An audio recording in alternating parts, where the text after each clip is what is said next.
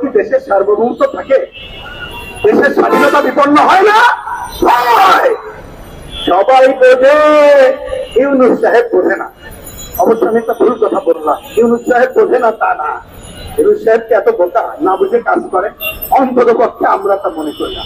যাই হোক, ইউনূস সাহেবের কথা একটু পরে বলবো। তাহলে এইটা হলো প্রথম কথা, আমরা আমাদের এই ধরনের জায়গা কোন বিদেশিকে লিজ দিতে পারি না। প্রসঙ্গক্রমে একটু উল্লেখ করি, কংগ্রেস মিহির বলেছেন এর আগে চট্টগ্রাম বন্দরকে বেসরকারীকরণ ছিল না, বিদেশের একটা কোম্পানিকে 99 বছরের লিজ দেওয়ার কথা হয়েছিল। আমরা আন্দোলন করেছিলাম, কংগ্রেস শাহরুম সহ 4 জন আদালতে মামলা করে আমরা ঠেকিয়েছিলাম। তার মানে উদাহরণ তো আমাদের আছে যে বিদেশিদেরকে আমরা দেব না, উদাহরণ আছে শুধু জনগণ না, আদালত এটা ঠিক মনে করে না। তারপর দেখলাম এই সরকার জনগণের কথা না শুনে তারা ঔদ্ধত্যপূর্ণ ভাবে এই বন্দরকে লিজ দিতে চাইত। আমাদের প্রধান উপদেষ্টা 4টে এলো, চট্টগ্রামে যে বললেন হৃৎপিণ্ড, কথাটা কিন্তু ঠিক বলছে। উনি বললেন এটা দিতেই হবে, কেউ যদি না দিতে চায় কোথায় শোনাই দিতে হবে। কি কথাটা নরম হইল? নরম না শক্ত ভাই? শক্ত দিতেই হবে। তোমাকে বলি, আপনি যদি আমাদের হৃৎপিণ্ডকে কাউকে দিতে চান, চেষ্টা করেন, পারবেন না, আমরা এটা দিতে দেবো না, প্রতিরোধ করে এটা ঠেকাবো। আপনাকে প্রশ্ন করি, আমাদের বলেন তো ভাই, আপনারা জানেন কিনা জানি না, আশা করি জানেন, এইটা বন্দর, এইটা কিন্তু আধুনিকায়ন হয়েছে আমাদের টাকায়। এই বন্দরের যে সক্ষমতার কথা বলা হয়, যা সরকার ঠিক করেছে, গত কয়েক বছরে সক্ষমতার থেকে বেশি সার্ভিস দেয়। এইটা কিন্তু লজ্জার প্রতিষ্ঠা। তাহলে দেওয়ার কথা কেন? কথা তো পরিষ্কার। আরো যদি কিছু ম্যাটেরিয়ালস এর উন্নয়ন করে ভালো করার থাকে, কমিউনিস্ট পার্টি তো বিরোধিতা করে না, তাইলে সেইটা হইতে হবে রাষ্ট্রীয় মালিকানায়, সরকারের থেকে করতে হবে। আর আপনি যদি এই কথা বলেন যে ভালোভাবে চলছে না, তাই জন্য বেসরকারীকরণ করি, প্রথমে তো ঠিক না, তথ্যটা ঠিক না বললাম। তাহলে ভালোভাবে আপনি তো 10 মাস ক্ষমতায় আছেন, কোনটা ভালোভাবে চালাচ্ছেন বলেন? আপনার কোন উপদেশটা ভালোভাবে চালাচ্ছেন বলেন? তাহলে যে উপদেশটাকেও লিজ দেওয়ার কথা বলতে হয়। সুতরাং আপনি আজকে আমাদের এই সার্বভৌমত্ব বিকম্পনকারী বন্দরকে যদি কোথাও লিজ দেওয়ার চেষ্টা করেন, আমরা প্রতিরোধ করব। কমিউনিস্ট পার্টির এই সমাবেশ থেকে আমরা দাবি করছি, অনতিবিলম্বে ঘোষণা দিন যে না, আমি ভুল করে নিজের কথা উচ্চারণ করেছিলাম, আমি পরিত্যাগ করলাম। খালি লিজ নয়, ওনাদের একটা আকর্ষণীয় জায়গা চট্টগ্রাম, আমাদের সভাপতির বাড়িও চট্টগ্রাম। চট্টগ্রামে আমরাও সময় সময় বেড়াইতে যাই, সমুদ্রে পারলে সুযোগ থাকলে কক্সবাজারেও যাই, আকর্ষণীয় জায়গা। কিন্তু ওনাদের কাছে কিন্তু এই আকর্ষণ না ভাই। কি আকর্ষণ জানে? বাংলাদেশটা যেখানে আছি, বঙ্গোপসাগরকে ঘিরে ওই অঞ্চলে আধিপত্য বিস্তার, প্রভাব বিস্তারই বড় কাজ। আমাদের দেশে মাটির নিচে সম্পদ আছে, ওই সমুদ্রের বালুকণায় সম্পদ আছে, ওই অঞ্চলে সম্পদ ভরা। আর বঙ্গোপসাগরে যদি ওই অঞ্চলে মার্কিন সাম্রাজ্যবাদ আধিপত্য কাটতে পারে, তাহলে ওই রাজনৈতিক কারণ অন্য দেশের বিরুদ্ধে ব্যবস্থা নিতে পারবে, বাংলাদেশে কথায় কথায় ব্যবস্থা নিতে পারবে। সুতরাং তাহলে ওনাদের আকর্ষণ আর আমাদের আকর্ষণ কিন্তু পৃথক।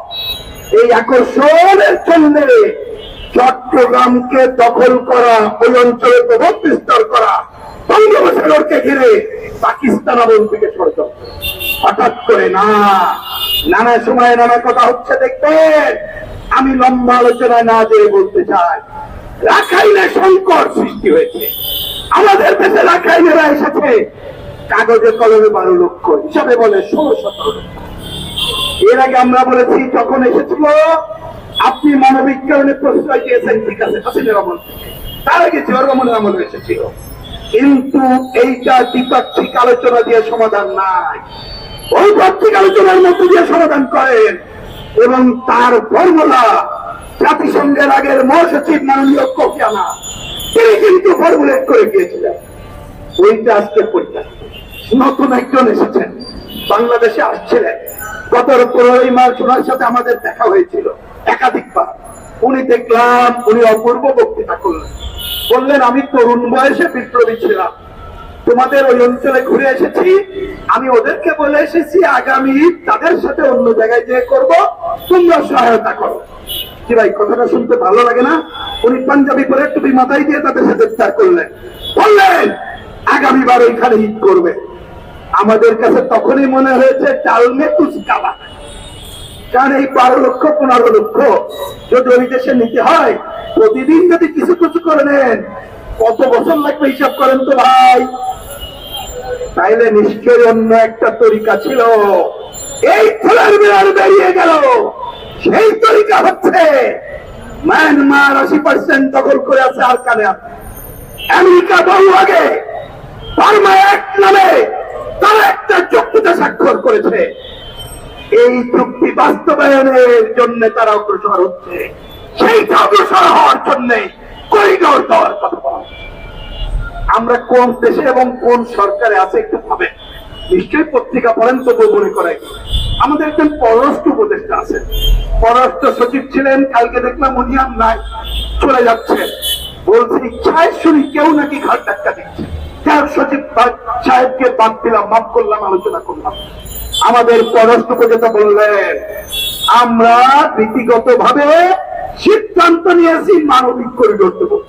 কথাটা একটু বলে রাখি, যখন সাম্রাজ্যবাদ এই সমস্ত অপকর্ম করে তখন কিন্তু খুব ভালো ভালো শব্দ নিয়ে আসে, ওই শব্দ দিয়ে কিন্তু বলবেন না মানবিক করিডোরের নামটাও ওই ধরনের একটা শব্দ। তার মানে ওই অঞ্চলের সাথে আমাদের অঞ্চলে অবরোধ যাতায়াতের সুযোগ দেওয়া। খালি পণ্য পরিবহন না, মদ যাবে না, গাঁজা যাবে না, ফেন্সিডিল যাবে নাকি অস্ত্র যাবে কেউ বলতে পারবে না, সবই মানবিকতার নামে করছে। এই কথা আমাদের পররাষ্ট্র উপদেষ্টা বললেন, ওনার কথাকে তো না বলা যাবে না। আমাদের আরেকজন কর্মা প্রেস সচিব আছেন, উনি প্রেস সচিব না উপদেষ্টা না প্রধান উপদেষ্টা আমরা বুঝতেই পারি না। উনি এসে বললেন অবশ্যই করিডোর, অবশ্যই ইহা দেবো তাহা দেবো। তাকে যখন জিজ্ঞেস করা হলো আপনি কি এটা দেওয়ার ক্ষমতা রাখেন, উনি বললেন হ্যাঁ আমাদের সব অধিকার আছে, সংস্কার সহ সব করতে পারি। সাহেব কাদের নিয়ে সংসার করছেন বোঝেন? আর আপনার আরেকজন উপদেষ্টা করেছেন, ওনাকে সবাই বলে বিদেশি নাগরিক, উনি সেদিন বললেন না আরে ভাই আমি বাংলাদেশি নাগরিক। উনি 24 বছর আমেরিকায় কি করেছেন আমার জানতে ইচ্ছা করে, এবং ইচ্ছা করে 24 বছরে যতবার বাংলাদেশে এসেছিলেন আমি গোয়েন্দা সংস্থাকে বলবো এয়ারপোর্টে তিনি যখন এসেছেন কোন পাসপোর্ট ব্যবহার করে এসেছেন জনগণের সামনে উন্মুক্ত করেন, তাহলে বুঝবো উনি বাংলাদেশি না আমেরিকা। উনি বলবেন আমরা আর কারোর বিষয়, আমি ইয়ার সাথে করবো ওর সাথে করবো, এইটার জন্য সবার অনুমতি নেওয়া লাগবে না। কি অদ্ভুত দেশ, জনগণের অনুমতি দেওয়া লাগবে না। ইউনূস সাহেব এদের নিয়ে সংসার করছে। সর্বশেষ সাক্ষাৎকে উনি বললেন না করিডোর দেওয়ার সিদ্ধান্ত নেইনি, আলোচনাও করবো না, আমরা একটা কি যেন বলে একটা লেন দেব। আরে ভাই বাঙালিদেরকে হাইকোর্ট দেখান, বাঙালিদের হাইকোর্ট দেখান, হাইকোর্ট দেখাবেন না, ওই লেন দেওয়ার নামে করিডোর এবং সাম্রাজ্যবাদের সেইখানে আসার অবাধ সুযোগ বাংলাদেশে আমরা কেবলা এইটাও বন্ধ করেন, বাতিল করেন, ঘোষণা দেন আমরা করিডোর দেব না। কথা পরিষ্কার।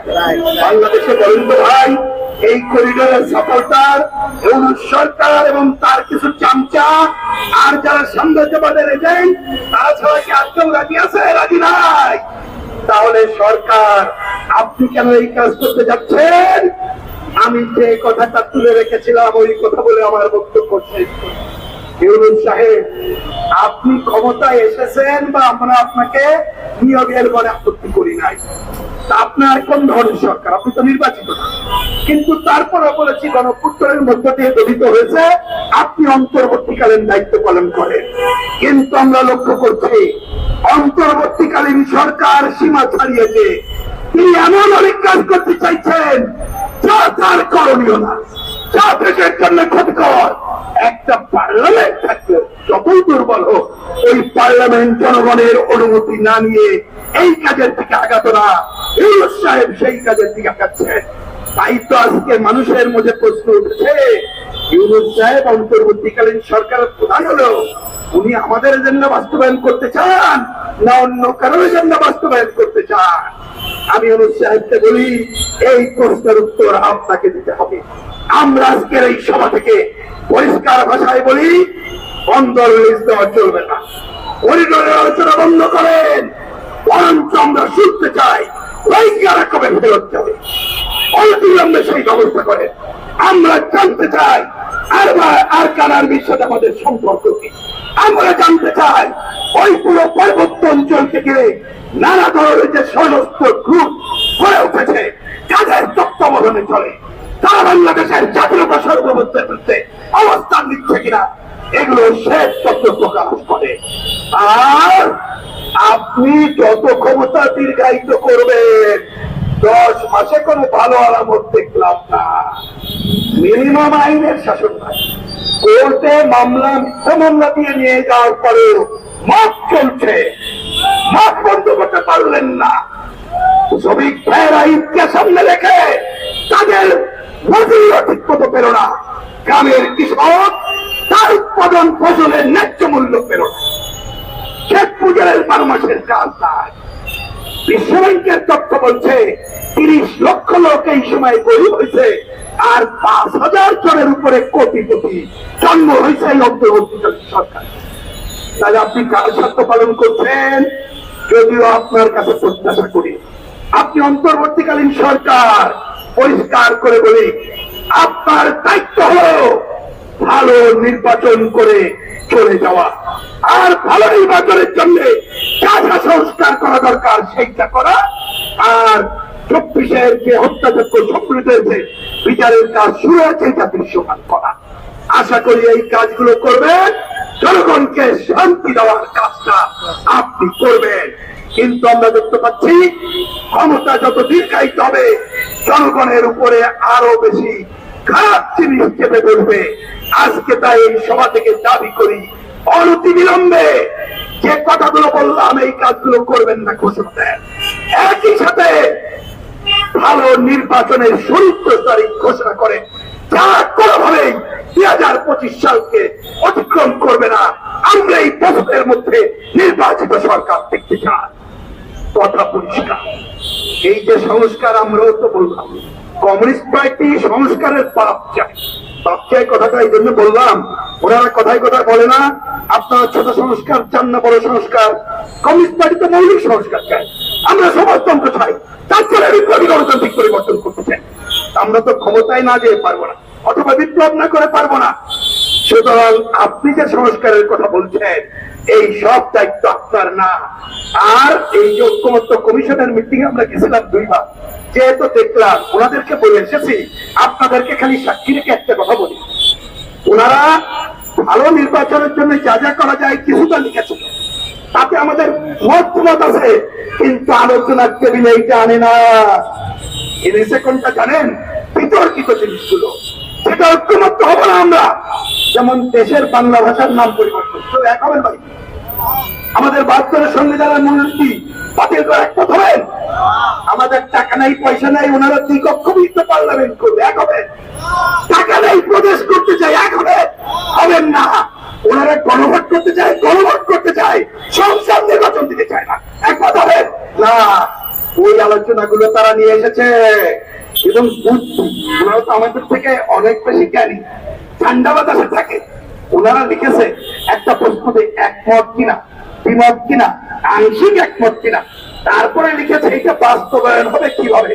আমরা প্রথম দিন মিটিং এ বললাম ধরেন বিলাস তো বেরিয়ে গেছে, তো বলে কেন আপনারা একটা কঠোর চিঠি দিয়েছেন, আজকে কি কঠিন কঠিন কথা বলবেন? আমরা বললাম সহজ কথা, আপনারা যদি একটা কলম খালি রাখতেন যে এইগুলো বাস্তবায়ন করবে নির্বাচিত সংসদের মধ্য দিয়ে, তাহলে অনেক সমস্যার সমাধান হয়ে যেত। আপনারা তো এটা রাখেন নাই, তার মানে আপনারা প্রভোগ করছেন গণপরিষদ, সংবিধান পরিষদ। অতএব এটাই সরকারের এজেন্ডা, আমরা ইউনূস সরকারকে সাবধান করে দিতে চাই। আপনারা আলোচনার নামে বিলম্ব যদি করেন, নির্বাচনকে দীর্ঘায়িত করেন, আপনাদের আসল উদ্দেশ্য হচ্ছে করিডোর দেওয়া, বন্দর দেওয়া, সমাজের স্বার্থ রক্ষা করা। ওই পথে হাঁটবেন না। তাই হুঁশিয়ার করে দিয়ে বলি, আর দেরি না করে 24 ঘন্টার মধ্যে নির্বাচনের সুনির্দিষ্ট তারিখ ঘোষণা করে নির্বাচন ব্যবস্থার সংস্কারের আলোচনা শুরু করুন। তার মধ্য দিয়েই আমরা গণতন্ত্রের পথে হাঁটতে পারবো। মুক্তিযুদ্ধের যে কোনো সমন্বয়কে 24-এর গণপুত্তরের আকাঙ্ক্ষা বাস্তবায়নের পথে এগিয়ে যাব। প্রিয় ভাই বোনেরা, এই যে কথাগুলো বললাম মনে রাখবেন, এত ভালো কথা এই সরকার বা শাসক গোষ্ঠীর কানে যাবে না। এই জন্য আগামীকাল আমরা সভা দিয়েছি, বিক্ষোভ চলবে, ঢাকার প্রতিটি এলাকায় এলাকায় বিক্ষোভ করবেন, জনমত গড়ে তুলবেন। তারপর দাবি না মানলে আমরা বলেছি আরো বড় শক্তিকে নিয়ে ঐক্যবদ্ধ কর্মসূচি করবো। প্রয়োজনে চট্টগ্রাম কক্সবাজার অভিমুখে লং মার্চ করবো। এই সরকারের আমলে ঘেরাও হরতাল, অনেকে মনে করবেন আমরা ভুলে গেছি। কমিউনিস্ট পার্টি বামপন্থীরা বলে নাই আপনার চামচা বামপন্থীদের বিরুদ্ধে কথা বলতে পারে,